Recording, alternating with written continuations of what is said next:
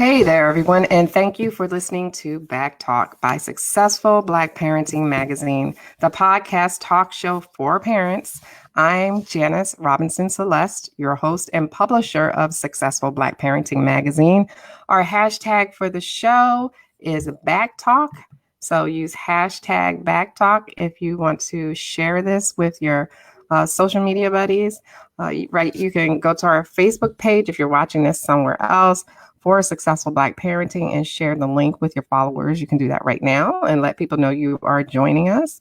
In addition, you can comment on Facebook and I will post the best comments live on air. So our topic today is what teens need.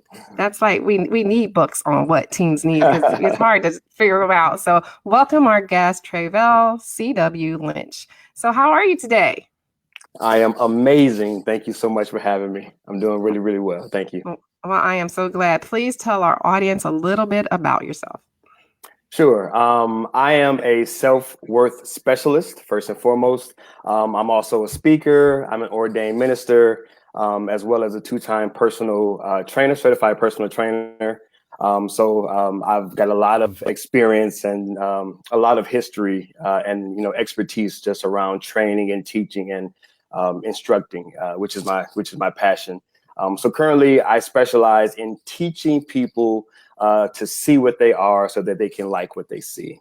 That's my specialty. That's my passion, and that's really my contribution to our society.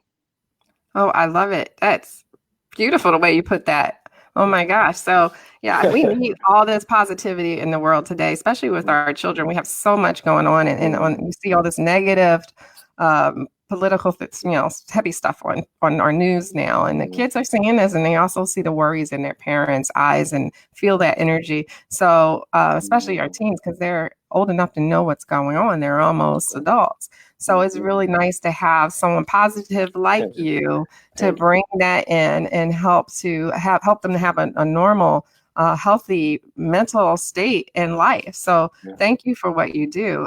It's needed very much so. You're welcome. So teens carry a real heavy load. If you know how much schoolwork they get nowadays, between that, some of them are working part-time jobs. They have anxieties about their future and the changing world. And many, I should say, have family issues too. So how do parents help them to deal with all of that? Like, what would you say to our parents with teens going through so much these days? I would say even more than in the past. They say, things don't change, but I think it has changed. Yeah.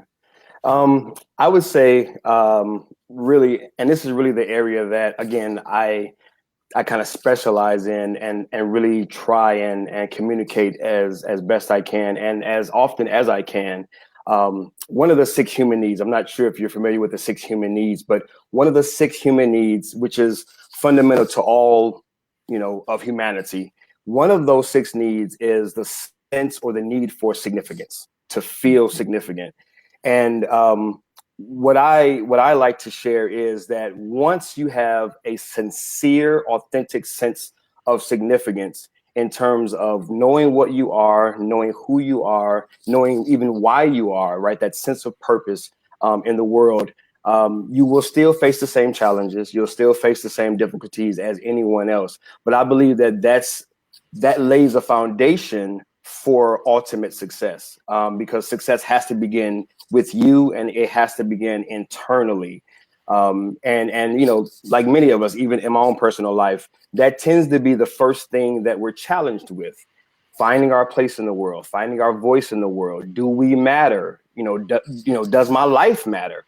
When we begin to address those initially out the gate as a parent, when we begin to kind of cover that base as a parent, I believe that sets us up to begin to be successful in other areas of life. Because I find that if you try to build a life or a life experience or existence without first laying that foundation, nothing else really stands. No, absolutely. Now you mentioned that's basically the 6 basic needs. Can you tell our parents what they are? You know what? I don't have all of them memorized, Okay. but just a Sorry to few put of you on the them. spot. No problem. No, I flow with interviews. I have no problem There with we that. go. But hey, we live in this Google world. We live in this, email I world. agree. Look it up, okay? But Ah, look it up. But here's the thing, because I just ran across it. I do know that having just that sense of significance, having a sense of security mhm. is another one of those six. But again, it's not something that I memorized. I kind of ran across the material, thought there were some great, things to know. But I really zeroed in on that significance because again, that's what I specialize in. So it really hit home for me, like, oh, wait a minute. As a society, everyone I meet internally desires to feel and to experience a sense of significance. Okay, since I know that, that's something that I can kind of add to the work that I do. So I really didn't bother memorizing all the other ones because That's that one okay. really hit home for me. So yeah. No, that's okay. It reminds me of Maslow's hierarchy of needs. So Mm, when you said that, especially because security is one of the lower tiers as a pyramid. So the lower tier is mhm, security. And it mm, worries me because so many of our children, all ages, don't yeah, have that basic need of feeling secure, especially when you're talking about school shootings and right. seeing all this Mm, this craziness on television. So that security tier is very shaky right now, and they yeah. can't actualize to be Mm, great at what they do so easily if they don't have all of those tiers in place to reach the top of the pyramid. Basically, is how it right. works. Now, also with teens, it's seems to be a gap in between very young children and then there's the school age children, then there are teens. So the school Yeah. age children from ages like 12 to 14 seem to be, I guess, doing better, but our teens Right. are having issues with high suicide rates, suddenly in the Black community. Do you know Right. anything about that? And can you talk to that a little bit? And how can like this positivity that you talked about help Mm. with keeping teens from feeling like there's no hope? Right, right. Yeah, I don't know the exact numbers when it comes to the suicide rates. I do know, unfortunately, with the little bit of information that I do have around suicide rates, unfortunately, it is rising. Mhm. That the rate hasn't dropped off, but it's actually on the rise. I believe that one of the elements to that is this culture of comparisons, and that's something that our teens really struggle with. It's them looking at their peers, it's them looking at social media, it's them looking at movies and people that we look up to, sports, athletes. But we're looking up to them with a comparison kind of complex. It's how do I measure up, right? It's these, I share in the book and I share, in my own teachings that society kind of has certain standards that are unspoken, but they're really felt. No one's necessarily walking around saying these are the standards that you have to live up to, but we as a culture and a society, we still put that added load and that pressure on one another to fit in or to live up to a standard. And if I don't measure up when I compare myself to you, then that then equates to my internalizing of I'm not enough, I'm not good enough, my life doesn't matter, which I then think contributes to the rise in the ability, to commit suicide because you're taking it upon yourself to decide my life isn't worth contributing to society, and I think that only comes by um, a inaccurate assessment of one's value. I agree. And in the Black community, we hear our kids say things and we brush it off a lot of times. They'll say, I feel Mhm. like jumping off a bridge, or I feel like I'm just going to kill myself. And, it's Right. hard because parents hear it and it's like a saying almost sometimes. And Mhm. then other times, it's real. I don't know Right. how parents are supposed to determine between the two, but, we don't have a strong history of going for help for mental health for various reasons. We Right. used to have a strong society where Mhm. we depended on each other to talk out issues, and we had someone to talk to. And today, what I found a lot that happens is that you try to talk to someone about something depressing or negative, and they'll tell you to get away from me with your negativity. Right.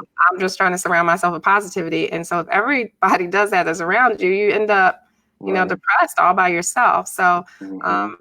all I can say is for parents that if you hear your child say something that Mm-hmm. doesn't sit right or just with you, just to consider help. They even have apps now where you can get a psychologist to talk to you or talk to your child. Mm-hmm. So you don't even have to go in person. They'll do it through, your app, or they'll do it online through Skype. So that's just, I want to give that PSA out there. Mm-hmm. So, but in your opinion, Yes. what do teens need and why? Because you have this book called "What Is Enough." Tell us a little bit about that too. But first, I want to know what do teens need and why? Teens need what I call a inspiring image, an Hmm. image of themselves that inspires and does not deflate. So it kind of goes back to the earlier conversation about comparisons. One of the things that comparisons do, it deflates you, because in essence, you're going to always find something wrong with yourself. You're never going to measure up, so to speak. And so what teens need, and to be honest, what we all need a continual, daily dose of, is having an image of ourselves that inspire us, and not take away, and not deflate us, and cause us to look for ways that we can earn our way into society. So that's really having a perception of oneself, really being able to look inside and know really what you are at the core, and learning how precious that is, and learning how valuable that is, because we've all been created, as I like to say, to not only make a contribution, but our lives were created to literally be a contribution to the betterment of our society. Now, imagine a child that was able to articulate that. That every day of their lives, when they headed out to school, when they woke up, they had a image of themselves that wasn't based on what they saw in the mirror, but it was an image of themselves based on what they knew about themselves. And that's why sometimes we can get caught up in the positivity movement, and it has its benefits, but positivity kind of wears out over time. If you continue to be that positivity, it doesn't sustain you. And I think that, even going into the book, I think that when teens, children, parents, we articulate, when we say, listen, I just want to be happy. That was one of the things that I used to say. I just want to be happy in life, right? Like, we've heard that term, I just want to be happy. And I think that that is a very surface level confession. And what I talk about in the book is, I think that phrase, I just want to be happy, goes a little deeper.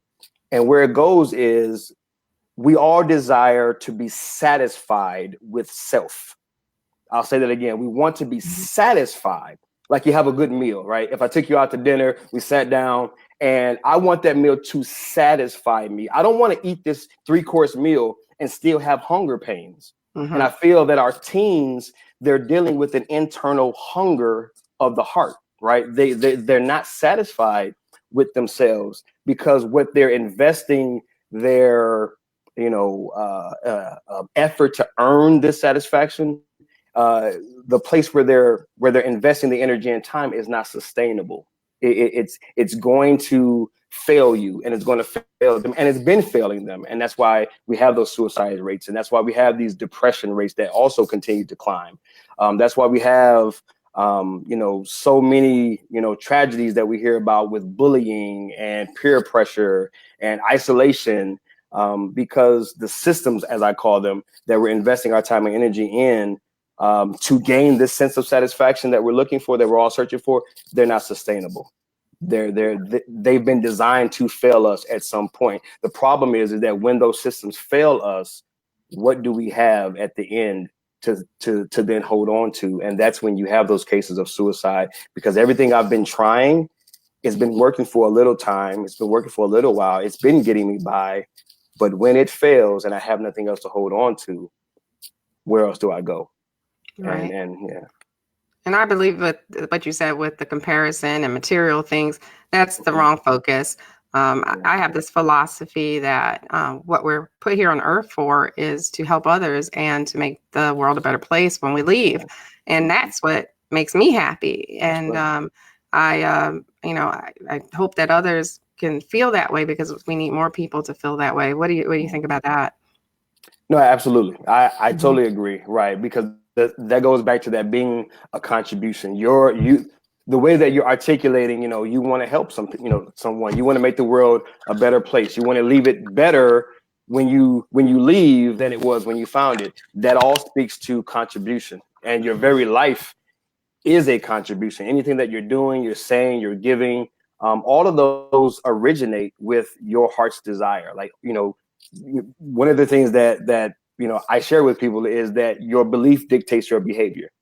So if you're contributing to parents, if you're contributing to the betterment of our teen society, it begins with your belief about you and your ability to contribute to that cause. So I absolutely agree. Okay, well, thank you for that.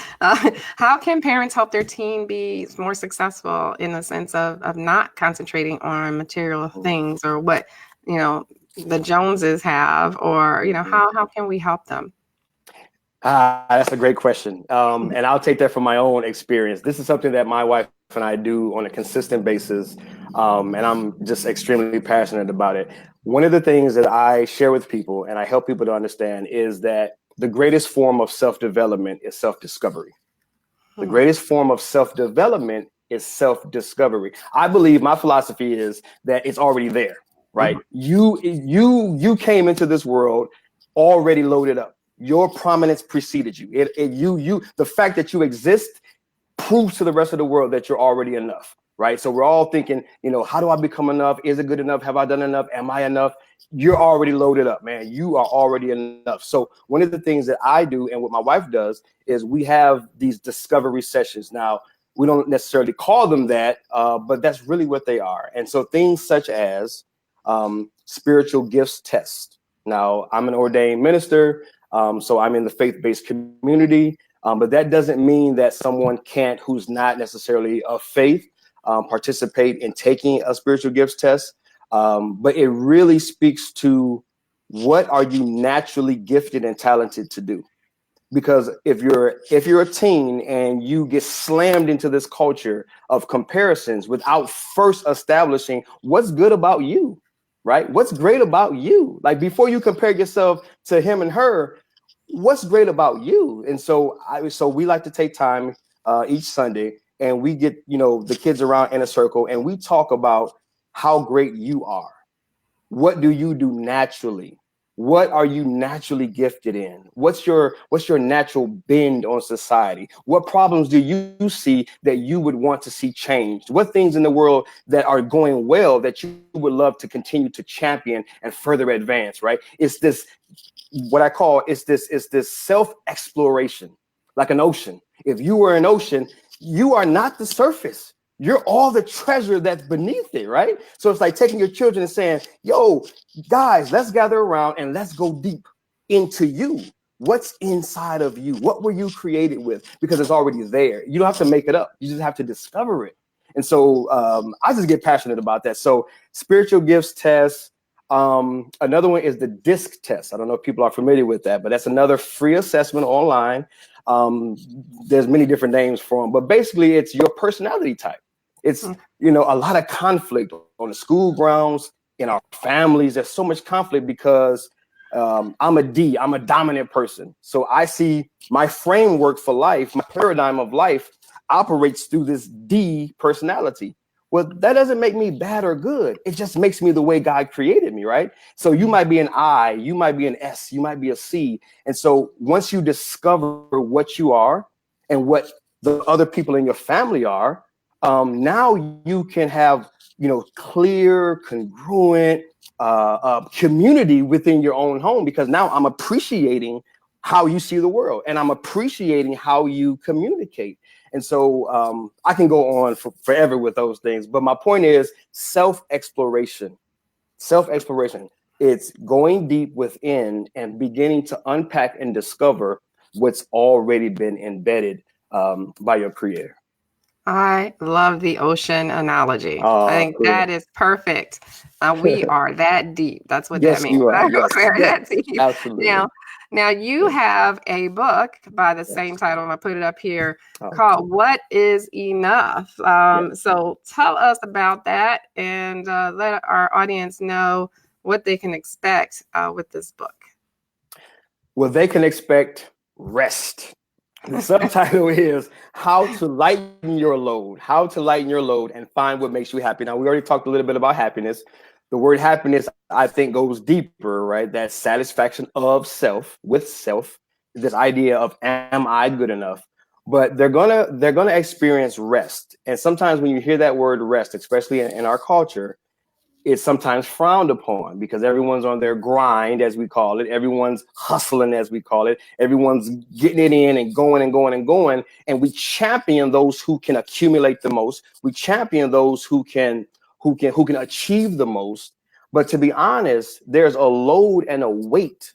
There's a pressure that we experience when we're trying to achieve ourselves through our efforts. And so what is enough is actually written to the person who has a belief system, a thought process, a paradigm, as I call it, framework that says, I must do something significant before I can be something significant.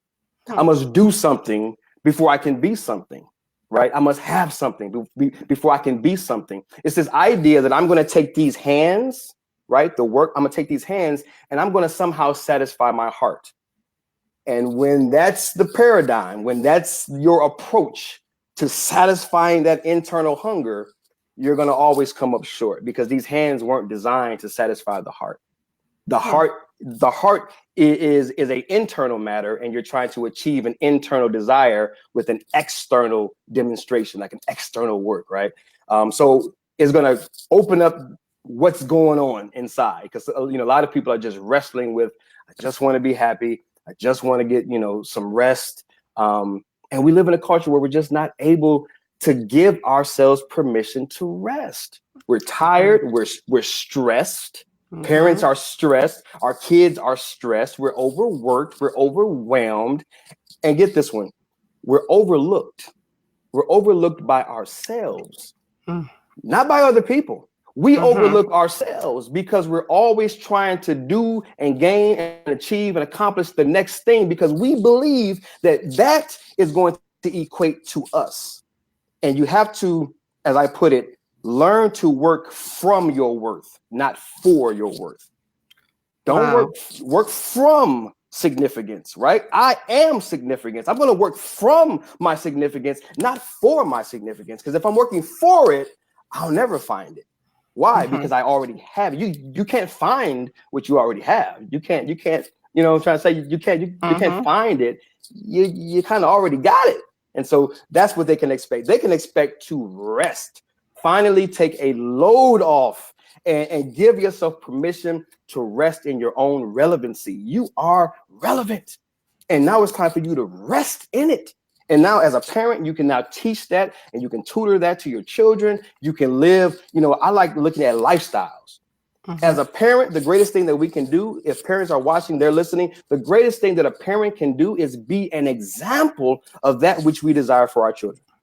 Absolutely. Because they will only listen to what you say so much, but believe me, they are watching what you do. And so the greatest contribution that we as parents can have is to live and to embody a rest in our relevance, a rest in who we are, and to be real with that, and to be sincere and to be authentic and to live a lifestyle before them so that they too can then, have that picture of prominence right there in their own home. And they won't have to look to the videos and TVs and music and superstars on television. No, if they got it right there in the house. So that's what my wife and I strive to do. I love it. I love it. So where can we find this book? Is it on Amazon? It is on Amazon. Now I do like to say, if you go to my website, because ultimately you will get to Amazon. But I always say, go to my website, imthepossible.com, sign up for my email list, because this is something that I believe people need support in. People need, like I kind of alluded to earlier, we need a daily diet, right? A consistent diet because the world saturates you with all the reasons you're not enough, all the reasons that you cannot take a load off, you cannot rest, you got to keep going. So I want people to sign up for my email list.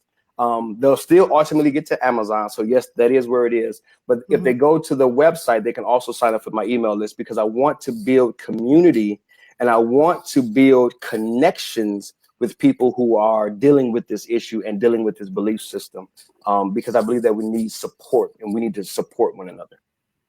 That's perfect. All right. So any last words of wisdom for our parents who are listening that you can give them about their teens? I'd appreciate it. I know they will too. Absolutely. Okay. Well, number one, two things. Number one, presence. Presence. Presence over performance, presence over presence, like physical, tangible presence. They need you. And that's something that I'm learning as a business owner, as someone who's building, as someone who's creating. It is so important that we as parents are present. Now, not only embodying this message and being an example of this message, but being present with them and taking time out to, again, help them to unpack who they are. It's an investment. And I think that it is so amazing when parents take that time to consciously invest in their children by helping them unpack themselves. So going back to the DISC, going back to the spiritual gifts test, going back to any assessment that draws out the greatness that's already there, that would be the number one thing that I would say. Give your children your presence and your time. I don't want to go on a negative kind of bend, but when you pass away, they're going to remember memories. They're not going to say, "Oh, mom and dad gave me a new car when I was 16." They're going to say, "Mom and dad was there. Mom and dad loved me. Mom and dad took time for me. Mom and dad was my shoulder to cry on." They're going to remember the moments that they spent with you, not the tangible gifts and the tangible things that we provide for them. So if anything, not even the second one, I'm gonna just stick with that one. Give your children your presence. That's the greatest prize and present that you could possibly give them. I think that's perfect advice to end the show. So thank you so much. And I want to thank all who were already listening to Back Talk and those who are still listening. It's Back Talk by Successful Black Parenting Magazine, the podcast talk show for parents. If you missed part of the show, no worries. You can just wait a few minutes and click play for the replay of the podcast. Please share it far and wide with anyone who needs to hear this. And let's get the word out together. Now, our next episode, we're going to be skipping next week, unless I can get someone to book for that date, because I had actually scheduled a move next week. So I didn't schedule any podcasts, but my move was moved up to this weekend, surprisingly. So of course, the show must go on. So our next episode for now will be on September 5th. I have to take that break to do that. But guess what, y'all? I will be in Atlanta, Georgia on location doing the podcast. So I see you, ATL, and I'll be talking with Annie Rainkin. She is a white woman raising a Black daughter, and she wants to tell us what she's learned. So that should be real good. So don't forget to follow us too. We are on Twitter at Black Parenting One, because we were the first Black parenting magazine nationally back in the 90s. Our website is successfulblackparenting.com. You can find that there. And it's full of good content to help you thrive and not just survive as a parent. So please check it out. And don't forget to rate our podcast. Until next time, we will talk soon. I'll see you all later.